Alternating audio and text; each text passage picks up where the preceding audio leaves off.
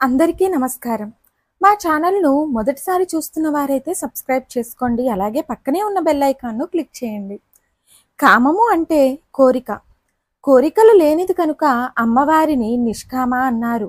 అన్ని కోరికలు తీరనిది అవ్వడం వల్ల కోరికలు తనలో నుండే పుట్టి, తనలోనే వృద్ధి చెంది, తనలోనే నశిస్తుండడం వల్ల అమ్మ నిష్కామ అయ్యింది.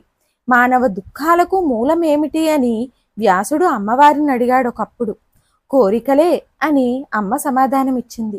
జగత్తంతా కామ ప్రేరితమని, కామం వల్లే స్త్రీ పురుష సంయోగమని, ఇదే సృష్టికి మూలమని, ఇంకా వేరే దైవమేమీ లేదని భావించే కామకులు రాక్షస ప్రవృత్తితో కోరిక కలగడమే తరువాయి దానిని తీర్చుకోవడానికి ప్రయత్నిస్తూ ఉంటారని, వీరిలోని కామం దంభం దురభిమానంగా మదంగా మారుతుందని అమ్మవారు అంటుంది.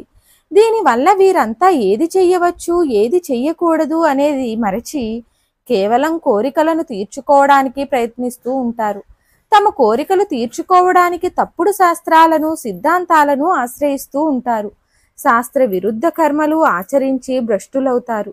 వచ్చేదాకా అంతులేని చింతలలో మునిగిపోతూ ఉంటారు.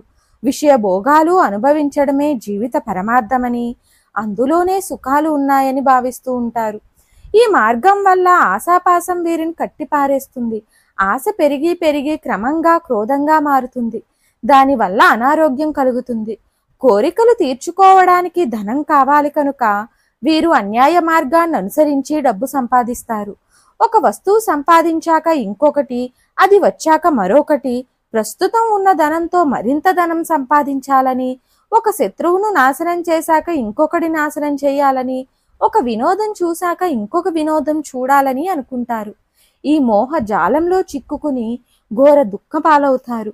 వీరిలోని ఈ కామాన్ని నన్ను ఆశ్రయించగానే తొలగించి జీవుల దుఃఖాలను నశింపజేస్తాను కనుక నేను నిష్కామను అంటుంది శ్రీమాత. మంత్ర ప్రయోగం ఫలితం తెలుసుకుందాం.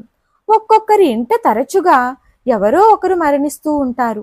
ఇటువంటి బాధలున్నవారు 18 శుక్రవారాలు బిల్వ పత్రాలతో అమ్మవారిని పూజిస్తూ ఈ మంత్రాన్ని 1008 సార్లు జపిస్తే ఈ అకాల మరణాలు ఆగిపోతాయి. ఆక్రమణదారులు మన స్థలాలు ఇల్లు లాక్కునేందుకు ప్రయత్నించినప్పుడు ఈ మంత్రాన్ని 5 రోజుల పాటు 1008 సార్లు చొప్పున రోజునకు జపం చేస్తూ తులసి తామర పూలతో అమ్మవారిని పూజించి పెరుగన్నం నివేదిస్తే దురాక్రమణదారుల ప్రయత్నాలు వమ్మైపోతాయి. మన స్థలాలు మనకు దక్కుతాయి. ప్రశాంతంగా శరీరం విడిచిపెట్టాలని, ఆసుపత్రి పాలు కాకుండా తనువు చాలించాలని కోరుకునేవారు రోజూ ఉదయం రాత్రి ఈ మంత్రాన్ని 18 సార్లు జపించుకుంటే మంచిది.